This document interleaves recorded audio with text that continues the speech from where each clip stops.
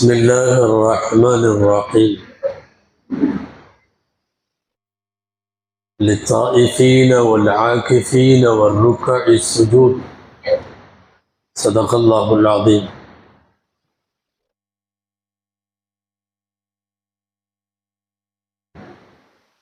அல்லாஹ்வுடைய கிருபையால்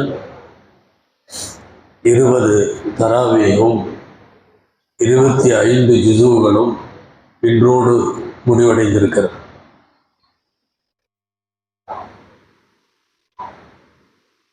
அல்லாஹ்வின் பேரருளால்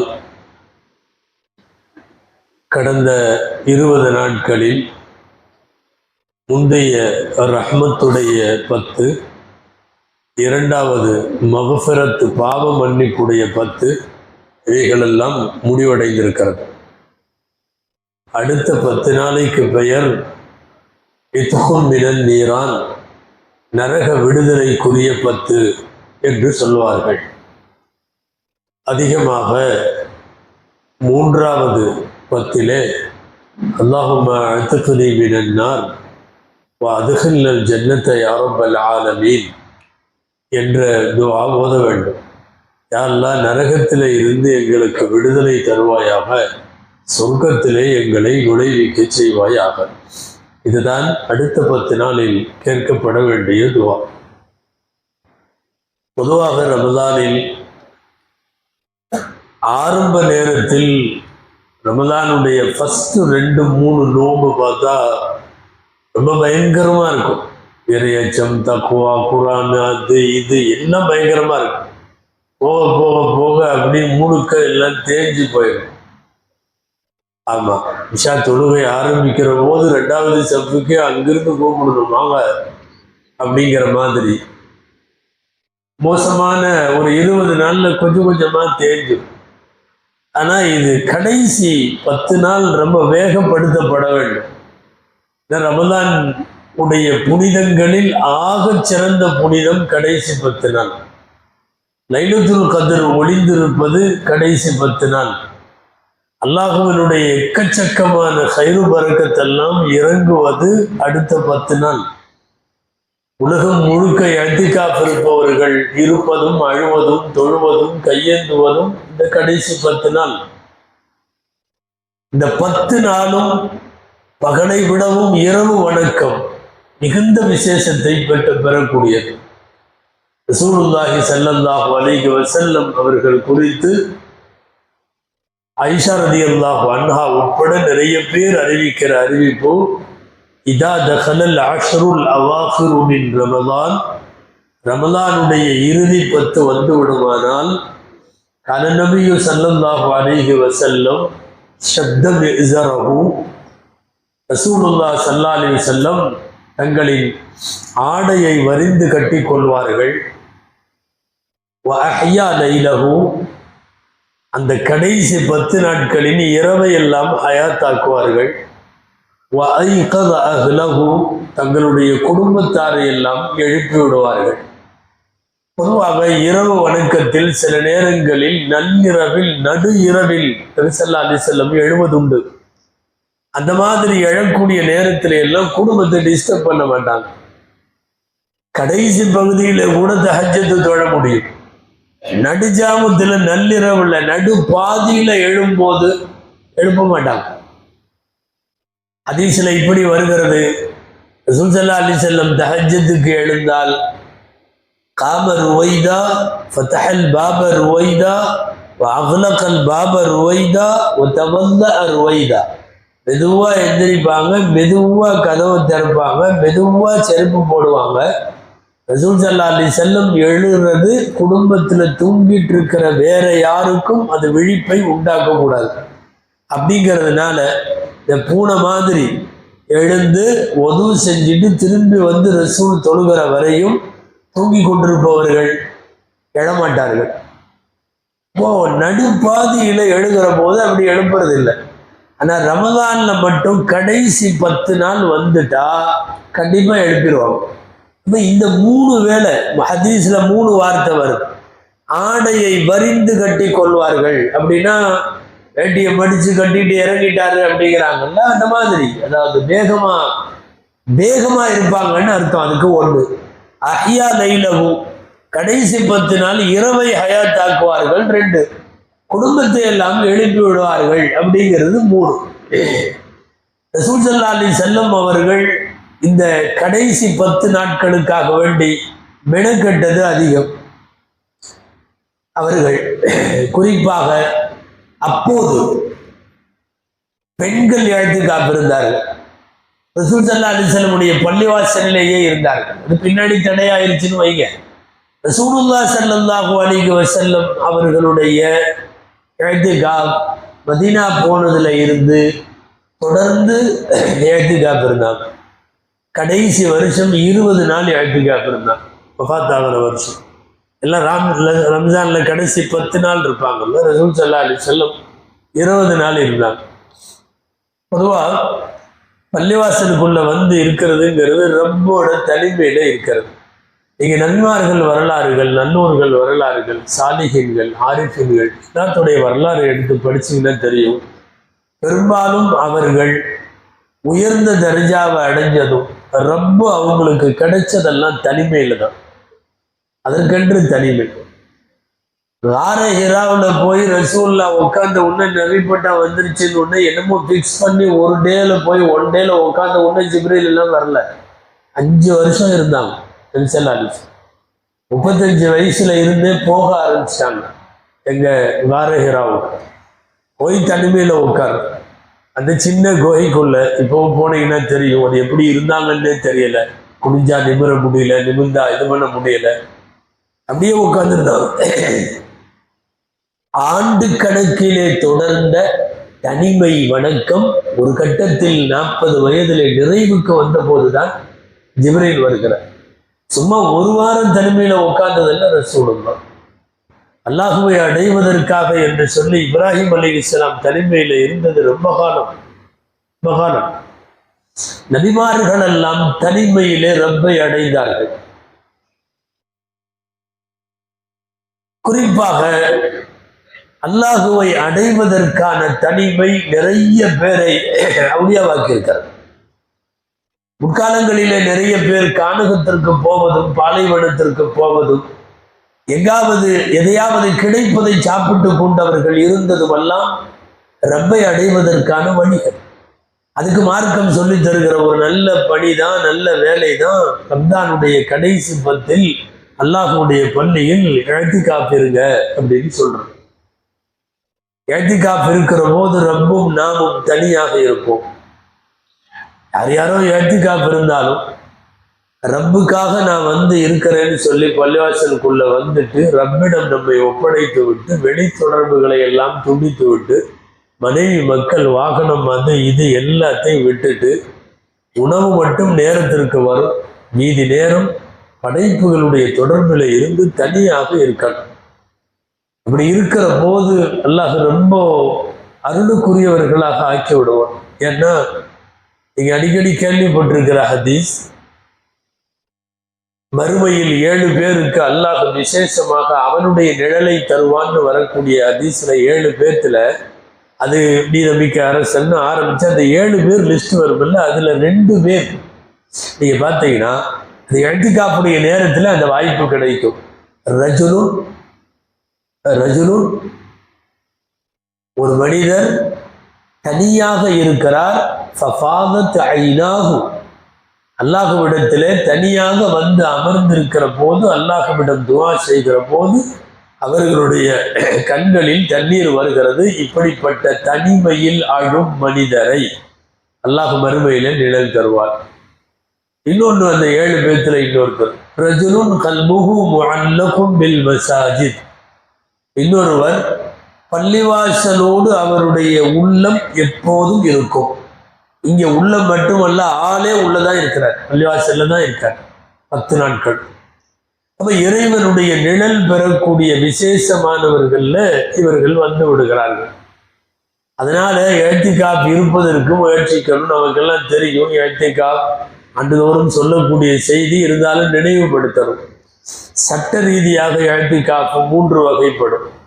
கட்டாய இஅ்திகாஃப் 1, வலுவான சுன்னத் 2, மூணாவது முஸ்தஹப் விரும்பத்தக்கது அப்படின்னு ஒன்று இருக்கு.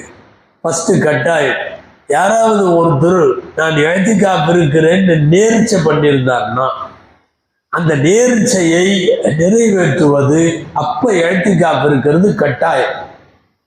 நான் இந்த மாதிரி இந்த பள்ளியில 2 நாளைக்கு 1 நாளைக்கு நான் இருக்கிறேன்னு நேர்ச்சை பண்ணிட்டேன் அப்படின்னு சொன்னா அவர் ஒரு மகரிபில இருந்து தொடங்கி அடுத்த மகரிபு வரை அந்த மாதிரி இருக்கணும். இது வாஜிப். 2வது ரமலானுடைய கடைசி 10 நபி ஸல்லல்லாஹு அலைஹி வஸல்லம் இருந்தது. இதுக்கு சட்ட வார்த்தை என்னன்னா சுன்னத் முஅக்கதா கிஃபாயா. சுன்னத்து முஅக்கதான்னா வலுவான சுன்னா இது. ஆனா அதே சமயத்துல கிஃபாயா, யாருமே ஒரு ஊர்ல இருக்கலன்னா ஊரே குற்றவாளி ஆயிடும். யாராவது சில பேர் இருந்துட்டா அந்த குற்றத்துல இருந்து தப்பிச்சிடலாம். ஆனா வலுவான சுன்னத்து இது. இந்த 2 இப்ப ஃபர்ஸ்ட் சொன்ன கட்டாய கடமை என்கிற இஅ்திகாஃபும் இப்போது சொல்லப்பட்ட சுன்னத்து முஅக்கதாவும் இந்த 2க்கும் நோன்பு அவசியம். நோன்பு இல்லாம இந்த இஅ்திகாஃப் கூடாது, செல்லவே செல்லாது. 3வது ஒண்ணு இருக்கு முஸ்தஹப் அப்படின்னு சொல்றோம், விரும்பத்தக்கது. அது 10 நாள் அல்ல. நம்மள நிறைய பேர் இருக்கிறாங்கல்ல, 3 நாள் 2 நாள் 1 நாள் அவங்கவுங்களுக்கு முடிஞ்சது. நம்ம குறைச்சு மதிப்பிடுறதுக்காக சொல்லல. ஆனா இது சுன்னா இல்லை. இது வலுவான சுன்னத்து கிடையாது. இது விரும்பத்தக்கது, அவ்வளவுதான். அவங்கவுங்க இருப்பாங்க சுன்னத்து என்ற அடிப்படையில இருக்கலாம். ஒரு நைட்டு, ஒரு பகல், சும்மா ஒரு 4 மணி நேரம் தொழுகைக்கு வர்றப்போ நியத்து பண்ணிக்கிறது. பள்ளிவாசல்ல வரும்போது வருஷம் பூராமே அந்த நியத்து தான். ரம்ஜான்ல மட்டுமல்ல. நவைத்துல் இஅ்திகாஃப மாதும்து ஃபீ ஹாதல் மஸ்ஜித், இந்த மஸ்ஜிதுல இருக்கிற வரையும் நான் இஅ்திகாஃப நியத்து பண்றேன்னு வந்துட்டா பள்ளிவாசலுக்குள்ள இருக்கிற 10 நிமிஷம் 15 நிமிஷம்லாம் இஅ்திகாஃப். அதுலேயும் இப்போ தராவீங்கன்னா 9, 8:50, 8:55க்கு உள்ள என்ட்ரு ஆகுறீங்கன்னா 11 மணிக்கு ஒரு 2-3 ஸ்டெப்பு தான் அந்த டைம்ல. மீதியெல்லாம் அப்புறம் சொல்றேன். எப்போ வர்றாங்களோ உள்ள நுழையிற டைம்ல இருந்து பயானம் முடிஞ்சு நீங்க வெளியே போற வரைக்கும் உள்ள டைம் இஅ்திகாஃபுடைய டைம். இந்த மாதிரி 3 நாள் 2 நாள் 1 நாள் 1 நைட்டு 1 மணி நேரம் இது எல்லா இஅ்திகாஃபுகளும் முஸ்தஹப்பான இஅ்திகாஃப் அப்படின்னு சொல்லுவோம்.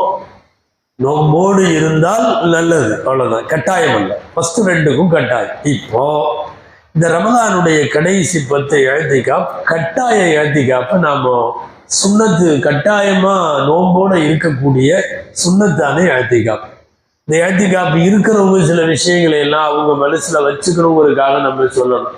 ரசூல் ஸல்லல்லாஹு அலைஹி வஸல்லம் கடைசி வருஷம் மட்டும் 20 நாள் இருந்தாங்க. அதுவும் மனைவிமார்களுடைய ஒரு சின்ன பிரச்சனை. அதுல 10 நாள் 20 நாள் ஆயிடுச்சு.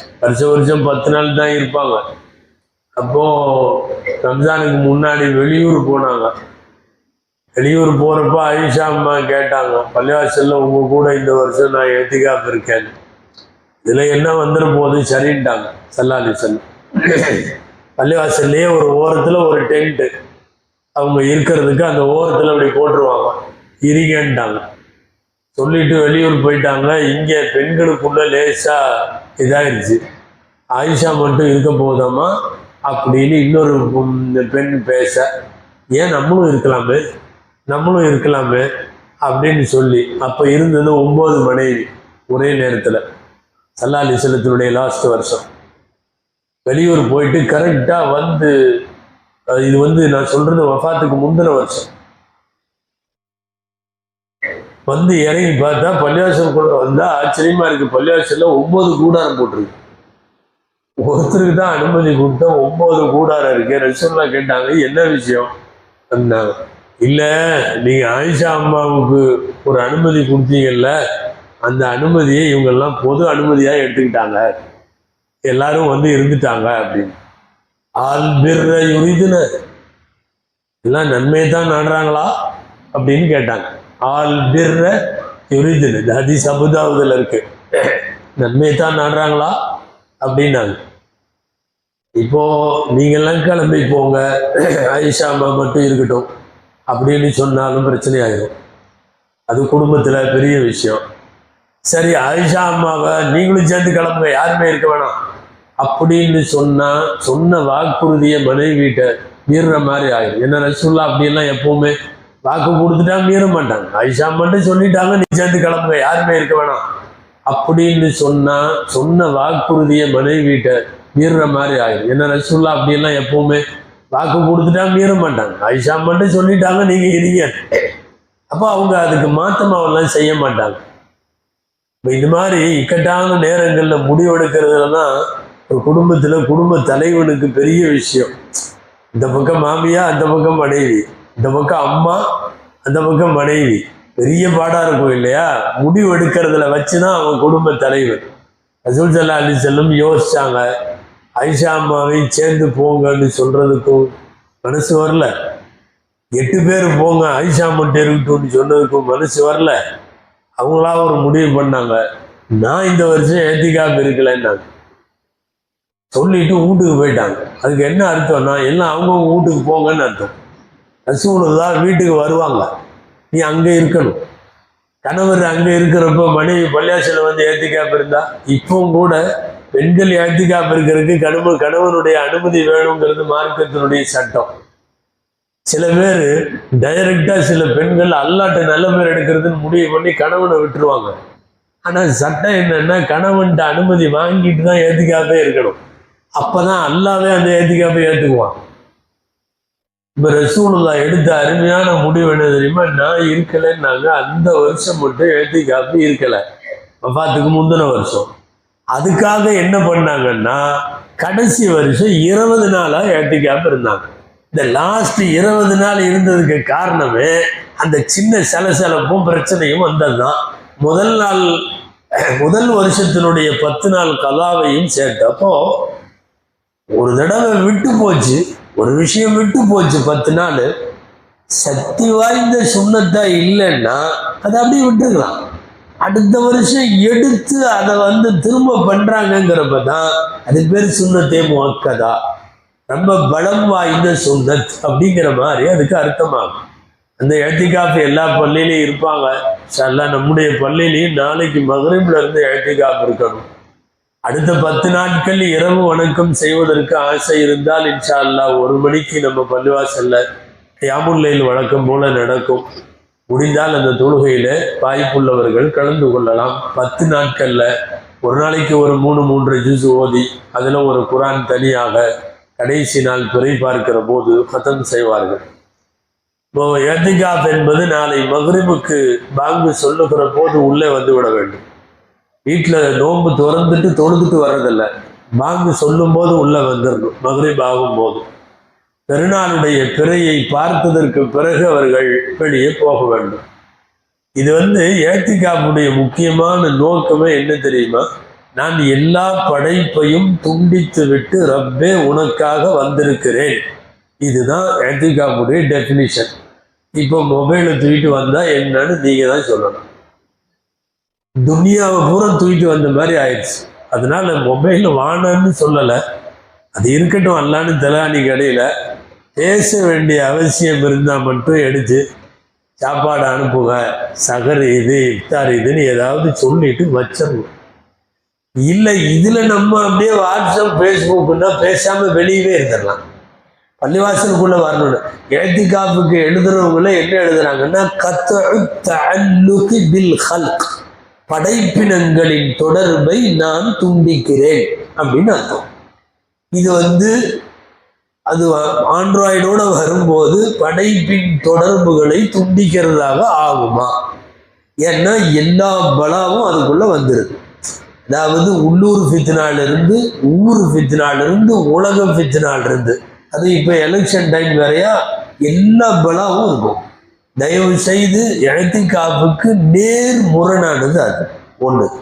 ரெண்டாவது, எப்போ சொல்றேன்னா, இந்த 3 நாள் இருக்கிறவங்க, 2 நாள் இருக்கிறவங்க, இந்த 10 நாள் சுன்னத்தான கட்டாய நோன்பில் இஅ்திகாஃப் இருக்கிறவங்கள டிஸ்டர்ப் பண்ணக்கூடாது. எல்லாம் ஒன்று சேர்ந்து சாப்பிட்டு இப்படி பேச்சுவார்த்தை அது இது அதெல்லாம் இருக்கக்கூடாது. இதெல்லாம் அந்த தொடர்பை துண்டிக்கிறேங்கிற நியதிக்கு நேர் மாற்றம். எனக்கு ஒரு டிஃபன் வருது, நான் இஅ்திகாஃப் இருக்கேன், நான் என் டிஃபனை வச்சு நான் சாப்பிட்டுக்க வேண்டியதான். வாங்க சாப்பிடலாம், வாங்க சாப்பிடலாம். 5-6 பேர் நடுவில் விரிச்சு வச்சு ஆரம்பிச்சோன்னு வைங்களேன், அது சாப்பாட்டுல இருந்து எங்கேயாவது போகும். அப்படியே வேற மாதிரி பேச்செல்லாம் போகும். தொடர்புகளை துண்டிப்பதற்கு தனிமைதான் மிகவும் முக்கியம்.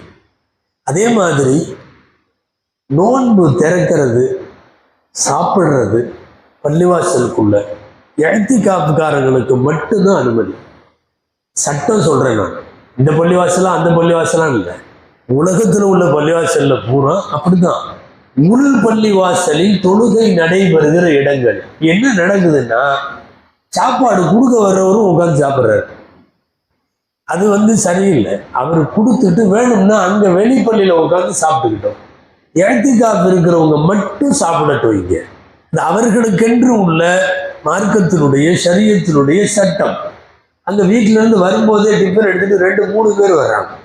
அவரு வர்றாரு, பேரன் வர்றான், எல்லாம் வர்றோம், உட்காந்து பூரா அந்த வீட்டில் உட்காந்து சாப்பிட்ற மாதிரியே ஒரு ஃபீலிங் வந்துடும். வீட்டை விட்டுட்டு வந்த மாதிரி ஃபீலிங் வரணும். படைப்பு தொடர்புகளை விட்டு நான் துண்டிச்சு வந்துட்டேங்கிற மாதிரி வரணும். அதனால இந்த மாதிரி இதுல கொஞ்சம் பேணுதலா இருக்கணும். கூடுமான வரை இஅ்திகாஃப் இருப்பவர்களுக்கு மற்றவர்கள் எந்த தொந்தரவும் கொடுக்காம இருக்கணும்.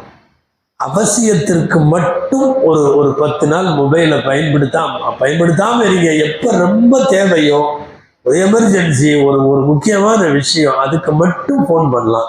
மற்றபடி ஃபோனை அவாய்ட் பண்ணலாம். சொல்ல போனா ஃபோனை மட்டும் அவாய்டு பண்ணிட்டு இருந்தீங்கன்னா வருஷத்துல இந்த 10 நாள் தான் நிம்மதியாவே இருந்திருப்பீங்கன்னு அர்த்தம். ஏன்னா இதை வச்சுட்டு இருக்கிறவன் படுற பாடு பூரா நமக்கு தெரியும். அதனால நிம்மதியா 10 நாள் இருக்க போறீங்க அப்படிங்கிறது இஅ்திகாஃப்ல மட்டும்தான். துஆ செய்வோம், அதிகமாக அமல் செய்வோம். அடுத்த 10 நாள் இரவு பகல் எல்லாவற்றிலையும் நம்முடைய ஏற்கனவே செஞ்சுட்டு இருக்கிற இபாதத்தை இன்னும் கொஞ்சம் கூட்டுவோம். குர்ஆன் ஓதுவது அதிகமாக வேண்டும், தொழுகுவது அதிகமாக வேண்டும், பள்ளியில் தங்கியிருப்பது அதிகமாக வேண்டும், தான தர்மங்கள் அதிகமாக வேண்டும். எல்லா இபாதத்தும் ஏற்கனவே இருந்த 20 நாளை விட கொஞ்சம் அப்படி கூடணும். அல்லாஹ் தஆலா கடைசி 10 நாளுடைய கயிறு பரக்கத்துகளை எல்லாம் நமக்கு தருவானாக. லைலத்துல் கத்ரை அடைய செய்வானாக. புனித ரமலானின் பாக்கியம் பெற்ற நல்லடியார்களில் அல்லாஹ் நம் அனைவர்களையும் சேர்ப்பானாக. ஆமீன் யா ரப்பல் ஆலமீன். ربنا تقبل منا صلاتنا وصيامنا وقيامنا وركوعنا وسجودنا وتضرعنا وتخشعنا وتمن تقصير أعمالنا يا رب العالمين. سبحان ربك رب العزة عما يصفون وسلام على المرسلين والحمد لله رب العالمين. صلى الله على محمد صلى الله عليه وسلم. صلى الله على محمد صلى الله عليه وسلم. صلى الله على محمد يا ربي صل وسلم.